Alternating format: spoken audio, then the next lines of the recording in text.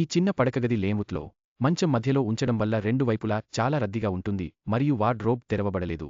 మంచం అడుగున డెస్క్ ఉంచడం వల్ల చిన్న స్థలం మిగిలిపోతుంది, ఇది ఇరుకుగా మారుతుంది. కాబట్టి మొదట బెడ్ ఫ్రేమ్ మరియు పైన మృదువైన ప్యాడింగ్ సౌకర్యవంతంగా ఉండేలా అనేక చెక్క బోర్డులను ఉపయోగించండి. బొమ్మలు నిల్వ చేయడానికి మంచం చివర క్యాబినెట్తో పడక ఆర్చ్వే విభజనగా పనిచేస్తుంది. పిల్లల గోప్యత కోసం విండోలపై బ్లైండ్లు ఇన్స్టాల్ చేయండి.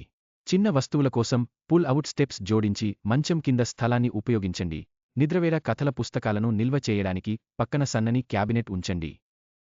పైన బ్యాగులు మరియు అలంకరణలను నిల్వ చేయడానికి డబుల్ సైడ్ క్యాబినెట్ను ఏర్పాటు చేయండి. ఫోన్ ఛార్జింగ్ కోసం సాకెట్లను విడిచిపెట్టడం మర్చిపోవద్దు. ఎక్కువ బట్టలు అమర్చడానికి ఒక వైపు వార్డ్రోబ్ మరియు మరొక వైపు వేలాడే ప్రాంతాన్ని ఉపయోగించండి. తరువాత గోడకు తేలియాడే చిన్న డెస్క్ను ఇన్స్టాల్ చేయండి, ఇది సౌకర్యవంతమైన అధ్యయన ప్రాంతాన్ని సృష్టిస్తుంది.